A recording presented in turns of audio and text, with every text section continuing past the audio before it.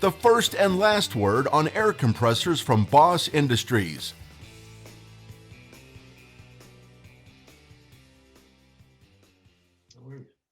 Hi, everyone. I'm Chuck Hamill with Boss Industries, and today we're in Season 1, Episode 4 of the first and last word on air compressors.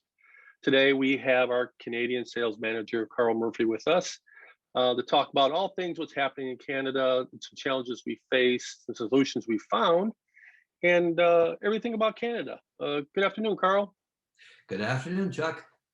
Hey, just as a little a little preview for our customers and our fans out there. You've been with Boss now for, gosh, 8 years? Yeah, Something like that, yeah. But it's going to be 7 years in May. Fantastic. And like I said in my intro, you cover everything Canada, but you've also had a history in compressors before joining Boss and in other industries. But today I want to discuss with you on the challenges, if you will, of air compressors, selling air compressors, maintaining air compressors, and basically anything off air compressors in Canada. So let's start off as what is it like selling in Canada? What's the culture like up there for selling? You know, here in the States, we're very fast paced. Everything's bigger, better, right? But there's definitely some different challenges in Canada than there are in the States.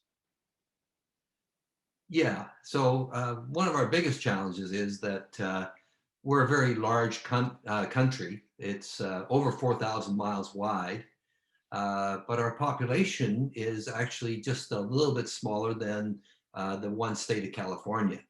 So we're pretty spread out, although we do have definitely some dense population areas. The other thing that it's similar to the States in that we have a very wide range of temperatures and weather conditions. So for instance, we have in southwestern British Columbia, it's really very similar to weather in England. Whereas in other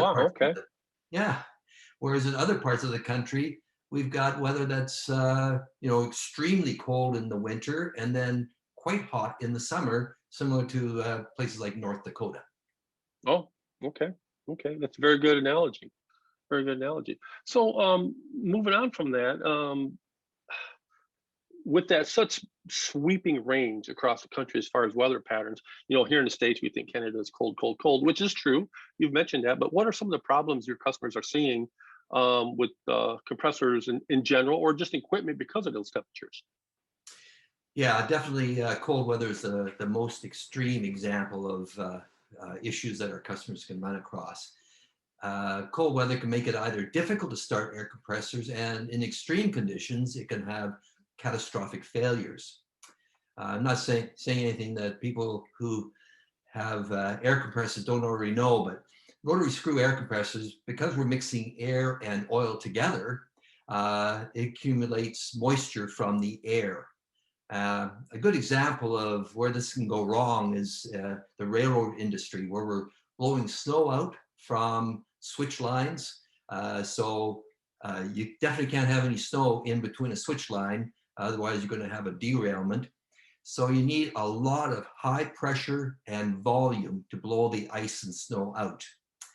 The problem is that if you're only doing one switch at a time, you maybe need your air compressor on for 5 minutes, and then you go on to the next one, another 5 minutes. So you never really get enough work to get the oil up to temperature. The only way moisture can get out of the oil in a rotary screw is by heating it up really high and then allowing the moisture to vaporize out of the oil, and then it moves on. If you don't do that, what eventually happens is the oil will either sink to the bottom of the air end or the bottom of the air oil separation tank. It'll freeze in the screws, which when you try and turn them on, they bind up and it's destroyed. Or with the air oil separation tank, you're not getting oil back to the screws, so they dry out and seize up. Okay. Either way, we're talking about $3,000 to $5,000 fix. Yeah, and that's never good. So what are some of the solutions you found for your customers on this problem? Well, the easiest way is to avoid is to avoid that is to have your operators run them hard for like 15 minutes, really hard, and get the temperature up to really high and vaporize that oil out, as I said. But it's difficult to talk operators into standing there for 15 minutes in freezing cold temperature, Right. as you can understand. Yeah. So to solve the problem, the solution that Boss has come up with is an amazing proprietary compressor oil.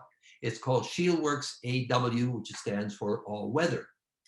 That's good to minus 58 centigrade. And for, I'm dual language in this, for Fahrenheit, you're talking about minus 68. So Right. Right minus on. 68, you know, is cold. Yeah. Yes, it is. Yeah. The other Zero is thing cold for I me. wanted to mention about that oil is, even though it's good to that really cold temperature, it's still got the same properties as standard oil in high temperature situations. Fantastic. And so obviously it's a very versatile oil, but as you and I know, it's more versatile than that. And I'll let you explain a little bit about that. Okay. So one of the things about Shieldworks AW is it's good for both piston and rotary screw. But a big advantage is if you don't have to change the oil from winter to summer, you're saving both money and time. And quite honestly, a lot of people will simply not change the oil between winter and summer. And so therefore, by putting in the right oil to begin with, you're going to solve a lot of problems in the future. Fantastic. And I'm going to add something a little bit to that, to our how easy it is to change the oil on one of our Boss products. Is we use a spin-on oil filter and also a spin-on oil coalescer, unlike some of our competitions where there's multiple bolts, and so the oil change is very time consuming, where ours is, you know, as fast as changing oil in your car, or even faster. So I'll put a little plug in for on that. We're pretty proud of that. It's a pretty revolutionary, if you will, system within industry, and it does make servicing our equipment quite easy. Yeah, exactly. Okay, and you also mentioned it's good. It's good for the rotary screws, and why is that?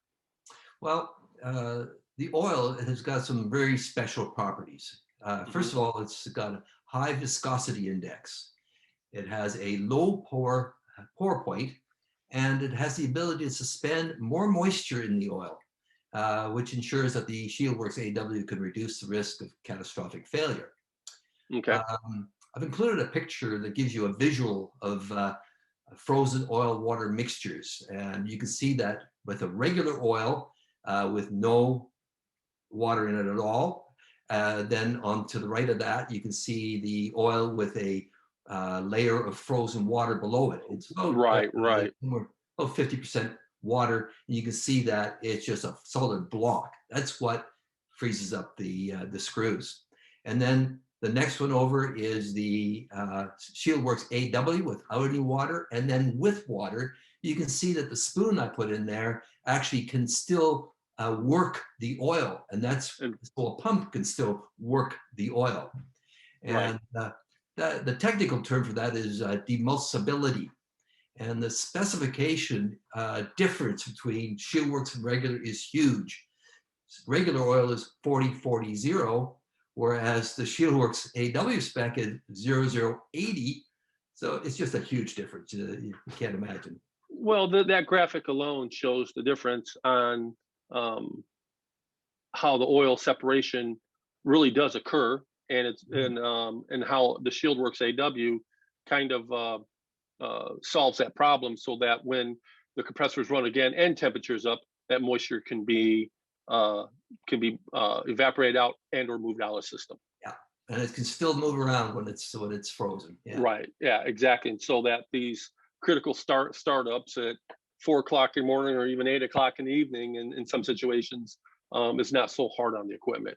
That's right.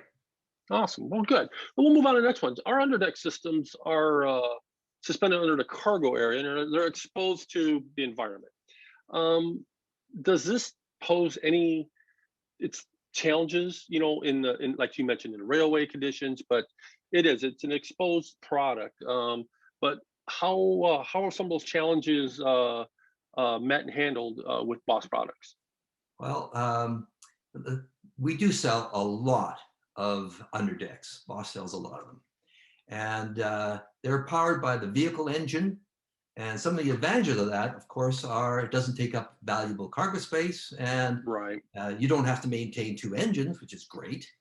But the other thing people don't think about very often is that environmentally, their vehicle engine is the best engine available for both power and emission specifications. You know, Right. vehicle manufacturers spend billions of dollars trying to get the emission levels down to low. But what I was starting there with is underdecks are exposed to the elements because they are hanging below the truck. So the air oil separation tank can suffer from water freezing and blocking the oil from going back to the air end. In addition to Shieldworks AW, Boss has developed a proprietary tank heater specifically designed for the Boss air oil separation tank. And it runs on 120 volts. The reason we use 120 volts is with 12 volts, you simply can't get enough wattage to make a difference. Not enough energy. Yeah, Yep. not enough energy. So, our particular run, because it runs on 120 volts, it provides 350 watts, and it has a metal shield to protect it from rocks and debris, plus a built-in thermostat that turns it on at 4 centigrade, which is 39 Fahrenheit, but it also turns it off at 16 centigrade, which is 61 Fahrenheit. So it's simple. Once it's installed, you don't have to do anything more than supply power to it. Fantastic. That's a great thing, especially for our friends of the North, who have definitely more challenges than we do, say here in the Midwest, in Indiana, or even in Wisconsin and some of the other states. So, and one last thing, Carl, I know, and you've always been my advocate, my ear on finding new solutions and challenges that we need to look at Boss. Any pet peeves or misconceptions that get you when you're selling compressor products? Yeah, that's a good question. Yeah, I do have a pet peeve. I have a pet peeve for companies that only sell rotary screws, sell the fact that you always need 100% duty cycle as the only sensible solution choice, even when it's not needed. So rotary screw air compressors and piston air compressors are both fabulous pieces of equipment, but it's the application that determines whether you need one or the other. For instance, if you're running a jackhammer, an air wand, large grinders, if you're filling large vehicle tires, absolutely, you can't beat a rotary screw. But on the other hand, if you're running a 3/4 impact gun, small grinders, you're doing residential tires, really, a piston compressor can do a job just as well. So companies that promote rotary screw only and 100% duty cycle is the only choice, they're hurting their customers twice. First, the capital cost to start is almost always higher with a rotary screw than with a piston. And then if you do sell that rotary screw to a person who doesn't use very much volume and they suffer the same problems we've been talking about, which is freezing water gathering in the screws or in the tank, then they're going to have a catastrophic failure. And that's $3,000 to $5,000. So it's a lot of money. Whereas with piston compressors, you can be really brutal to piston compressors. And if they eventually fail because you treat them so badly, then all you really need to do is a piston ring job or something like that. And it's really quite inexpensive compared to replacing rotary screws. So when you deal with Boss, we won't lead you astray. And that seems to be a very common theme, that it's when we've always fighting against that benchmark of that 185 towable, right? That's been the benchmark within this industry. But at the end of the day, it's the right compressor for the right job and for the right tool. And like you said, it's a very good statement where maybe some other compressor companies want to sell you more and more. And quite honestly, that's going to hurt you in the long run. Yeah. So I really like that knowledge. That's good. I'm glad you got a pet peeve, because that means you're that shows emotion, and that shows that you want to do what's right for the customer. And ultimately, for Boss, that's what as our number one goal is the customer's choice is correct for them. Yeah. Fantastic. Well, Carl, I thank you very much for joining me today. This has been a really great podcast we've done here on the first and last word on air compressors here at Boss. But I think we're going to be hearing a little bit more from you come down in the future, because like I said, you're always my guy I bug your ear about, and you're always out there looking at new and better ways to improve products and our customers' experience. But thank you for joining us, and we'll see you the next time on the first and last word on air compressors. All right. Well, thank you very much, Chuck. It's always a pleasure. Take care. Absolutely. Have a good day.